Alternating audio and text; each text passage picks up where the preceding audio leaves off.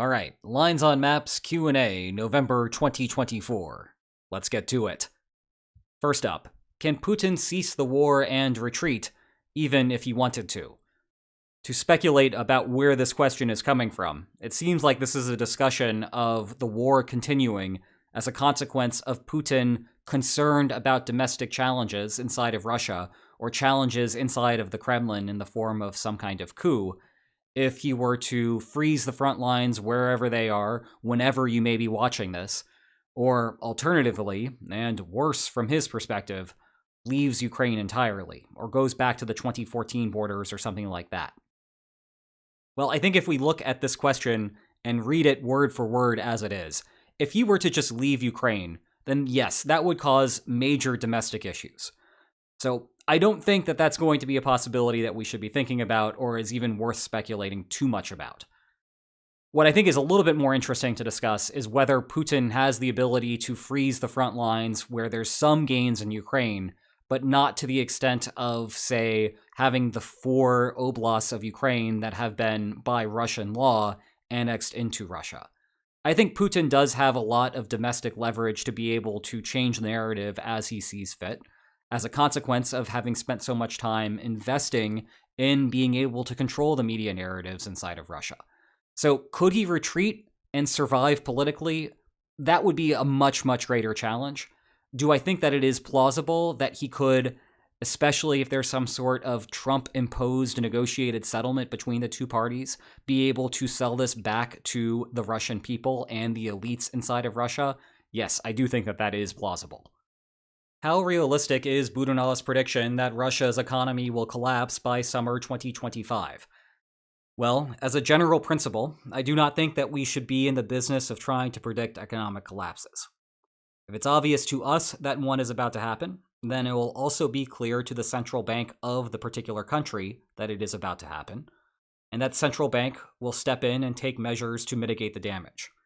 So instead of having a collapse, you have a downswing in the economy. It may be a long downswing, it may be a very painful downswing, but it will not be a complete disaster. As a result, whenever collapses do happen in economies with competent central banks, it's almost always by surprise. Well, Russia has a competent central bank. That is how Russia has gone 3 years going through all sorts of economic turmoil and not have the country completely implode. So trying to predict a collapse by the summer of 2025, I don't think we should be trying to do that. Is it possible that one will happen by then? Yes. Is it possible it will happen at the beginning of the year? Also true. Is it possible that it could happen at the end of the year? Yes. Is it possible that there will be no collapse in 2025? Also, yes. I think what is better to speak about more broadly is that because of all of the economic overheating inside of Russia right now, the underlying risk factor of an economic collapse, something happening by surprise, has gone up. So, yes, in terms of whether Russia is more likely to face an economic collapse in 2025 than they were in, say, 2021, that much is clear, but trying to say with confidence that it's going to happen by a particular date is a fool's errand. Russia, formerly thought of as the world's second best military, has disappointed greatly. How does this shift the lines on maps in other areas of potential conflict? Armenia, Taiwan, etc. Well, at least for those two mentioned. We've talked before about how Azerbaijan was able to revisit the terms of the end of the Nagorno-Karabakh War. Russia was supposed to act as peacekeepers on that, and because Russia has been so distracted by what is going on in Ukraine, it was unable to credibly act as a peacekeeper anymore, and Azerbaijan has taken advantage of that. So we've already seen the effects there. What's going on with China is a little bit more nuanced and something that we need to focus an entire video on, I think, at some point in the next few weeks. On one end of the spectrum, China is greatly benefiting from this war. Russia is unable to import its oil into Western markets anymore, and as a result, China is getting steeply discounted fuel. And that's very good for China. It's good for China's economy. The flip side of this is that, militarily speaking, China's main military partner is dragging itself down. And so it's unclear how Beijing should think about this, the economic benefits versus the military losses. And it's the type of thing that we need to think a little bit more about because it's also affecting how the Trump administration is going to think about this situation. Would it be advantageous for Belarusians to try to overthrow the Lukashenko regime while Ukraine controls parts of Kursk? This connects nicely back to the point about Nagorno-Karabakh. Russia is otherwise distracted. And it is true that one disincentive for Belarusians to try to stage an uprising is the threat of a Russian intervention. And as long as Russia is distracted by Ukraine, it is going to be relatively easier for Belarusians to stage such an uprising. But the key word there is relative. It is difficult to try to start a rebellion like that. It requires mass social coordination, and it's something that generally does not happen day to day or year to year. So, all else equal, is it easier for this to happen? Yes. Has Kursk added much to this? I'm not so sure about it. Would we want to bet on this type of thing happening? No. Is it out of the realm of plausibility? Also no. Could happen. Why is Russian gas still flowing through Ukraine? Good question. Usually when countries start fighting wars against one another, they stop trading with one another. That is not universally true, though, and indeed we have an exception ongoing right now, because Russian gas is going through pipelines in Ukraine to reach Eastern Europe. As to why, we can split that conversation into two parts. One as a broad conversation of mutual gain during war, and one that is more specifically focused on what's happening here. Broadly speaking, it is commonplace in wars for warring parties to come up with some sort of agreement that is going to make war less bad for both. And we're actually seeing another version of this ongoing in negotiations between the two of them, between Russia and Ukraine, where Russia, if this is ever going to get off the ground, will stop targeting Ukrainian electricity production, and in return, Ukraine will stop targeting Russian oil infrastructure. And the reason that this works is that both countries prefer these limitations to a war that continues where they're both doing that sort of targeting. And the disincentive to break it is that if Russia starts targeting the Ukrainian electrical grid, then Ukraine can go back to targeting Russia's oil infrastructure. Okay, so that part is relatively straightforward. It's possible for there to be mutual gains, or maybe a little bit more precisely, mutual less bads during war. Specifically, what's happening here between Russia and Ukraine. Russia is paying Ukraine for the transit. So Ukraine knows that Russia is going to make some money in this process, but Ukraine's going to make some money there too. So that's a bit of a wash. And then meanwhile, Ukraine is also making the countries in Eastern Europe a little bit happier because they're still getting access to that gas. And so Ukraine is not upsetting its partners, or at least people it wants to be partners with, in Eastern Europe. A little bit more specifically on trading during war. One of the big disincentives for trade to happen during war between two countries is that if I'm the person that's actually delivering the goods, I have to get myself into a war zone to be able to deliver those goods. And that's going to be something that's difficult to convince me to do. With the oil or gas pipelines, when you're just shipping something through a pipe, there's none of that sort of personal transaction. The thing just goes into the object and goes through the country. So there's no personal safety issues here that might pop up otherwise, which makes it more difficult under other circumstances to keep trade going on during war. What kinds of armed conflicts related to territories would lines on maps not apply, if any? In other words, any examples of where lines on maps is the wrong tool for the job?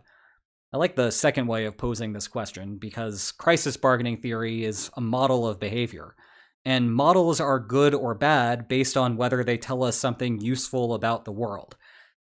Well, if we think about what the core puzzle is of crisis bargaining theory, it's the idea that war is costly, and as a result, if we just think instead about what the outcome of a conflict would be and implement that up front, everyone can be made better off because no one is paying the costs associated with the fighting.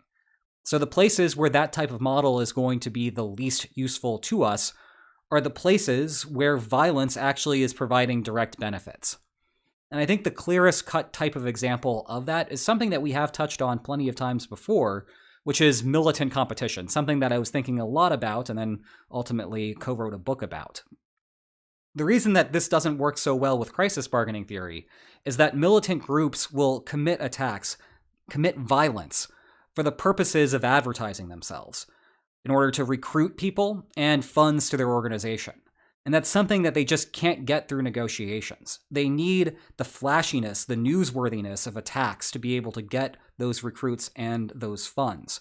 And so it's those types of situations where lines on maps theory is the least useful for us. What lines on maps lessons can I apply to my marriage? Well, arguments are inefficient, so might I suggest implementing whatever the outcome of the argument would be without having the argument? How does your channel work compare to academic work? Channel work has a lot more animation, but as a more serious answer, the timelines are completely different. For something that is going on in the news right now, it might be 8 hours or less from when I start a project to when I publish a video.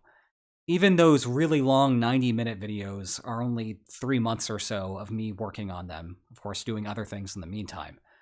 With academic work, it's a glacial pace. As an example of that, remember when the Kakhovka Dam was breached? Almost immediately after that happened, I started working on an academic paper that goes through the logic of those sorts of activities. And I just now finished the first draft of that. If I am lucky, a year from now, that paper might be published, if I'm lucky. So again, it's a glacial pace. There are pluses and minuses to both, but the timeline is definitely the biggest difference between the two of them. Do you think World War III has already started and we just don't know it yet? As a political scientist, I'm obligated to remind you that wars are rare events, and it's almost always the case that it is best to bet against a war happening. So to directly answer this question, no, I do not think so.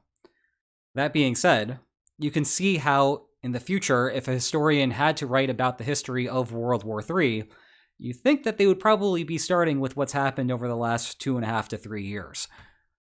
What secrets or lore are you hiding in your videos that you still haven't told us about? One time I hid Zelensky in a cave and no one noticed. Only problem there is that it's been probably more than a year at this point, and so I myself have no idea where that was. Good luck finding it if you're watching my back catalog. Do you think that Ukraine could get a UN buffer zone like in Cyprus as part of a ceasefire? If there is going to be a ceasefire, then yes, though I think the model for it would be closer to the DMZ on the Korean Peninsula. What is the map used in your channel profile picture, and how long does it take to make a video? The image is just an old public domain map of the United Kingdom from hundreds of years ago, and a good rule of thumb is that every minute of video takes about an hour and a half to produce. Does teaching undergrad students or making videos require more knowledge level appropriate, dumbing down and simplifying? Do your students know about your YouTube channel? Most of my students do know about the channel, yes. As for which requires more dumbing down, it is, unfortunately for you, dear listener, the channel that requires more dumbing down. The reason being is that the students actually have to do the math and take exams on the math. So by the end of the semester, they have done the quantitative parts behind what goes on in this channel, rather than seeing everything in pictures. Sorry. What's your favorite color? Black and yellow. Imagine Ukraine developed a nuke. What would happen? End of the war? I don't think so. Nuclear weapons are best for protecting core interests, so it might deter Russia from trying to invade Kyiv again or Kharkiv again. But in terms of actually just directly ending the war, no. It would certainly raise the stakes, and there are some additional concerns about what might happen if Ukraine only has a couple of nuclear weapons, and Russia tries to find out where they are and destroy them, which then gives Ukraine this perverse use it or lose it incentive. And that is a lot of crazy things that we probably should not be thinking about just in a Q&A video. Maybe a topic a year from now, who knows? How can one avoid the media bias and own bias when analyzing a complicated phenomenon? Well, I think you just ran into a Ground.News shoutout. A quick reminder, Ground News is a long-running sponsor of this channel, although they are not sponsoring this particular video. In terms of a Q&A video like what we're doing right now, though, Ground.News is a very simple way of starting down that process. So if you want to do something that's easy today, right now, to try to resolve that problem, go to Ground.News. Check it out. What's the story of how you went from @GameLogics 101 to lines on a map overnight after the full invasion? As a starting point, it's @GameTheory 101. But professionally, I have been doing both of those things my entire life. I study why wars occur, and I use game theory as the methodology to do it. It turns out that my online presence prior to the invasion was almost entirely on the game theory stuff. But as the war was about to start, I did a quick video on why the United States was only responding by sending a few thousand troops to Poland and Romania. And I remember I got in the shower right after I hit publish. And at the time, if I were lucky, I might get 3,000 views on a video over the first week. And when I got out of that shower, there was already 10,000 something views. So I knew something was up. But at the time, I did not realize I would still be doing this basically as a second full-time job, almost 3 years after the fact. I think a fun thing for us to do in a future video on Lines on Maps Extra, the channel, is to go back to that initial video and do a rewatch and see how it has aged over time. Have you thought about doing a series of progressive game theory videos from easy to harder, perhaps in a teaching method? Yes, and it actually predates any of the stuff about war by about a decade. You can check it out on my main channel. It's something that still gets assigned by a whole bunch of classes around the world, so it is a pretty good resource. Does your expertise and education provide any benefits in your personal life? Less so in regards to your career, but instead to your day-to-day casual existence. Yes, I think having learned game theory has helped me structure how I think about things generally speaking, and not just when I'm in a strategic interaction. Although it has also been helpful for that. And in fact, referencing that course from just a moment ago, there is a particular lesson in it that is based on a time that I was once pulled over, and having learned game theory really saved my hide in that situation. What are you going to do when the Russia-Ukraine war finally comes to an end? Assuming that no other war starts to replace it, I can imagine a world where I go down to publishing one video every 2 months, but it's going to be a long-form video every time. I enjoy making those the most, and there's a lot of stuff to talk about in regards to that content, even if there is no big active war going on in the world. And I am very thankful that over the last 3 years, I have accumulated a large enough following that I think that it is something that I can continue to do, even if there is no active conflict. And I think that's probably a good place to stop. So thank you for watching this video. Again, it's a new extra channel, Lines on Maps Extra. So please like, share, and especially subscribe, and I'll see you next time. Take care.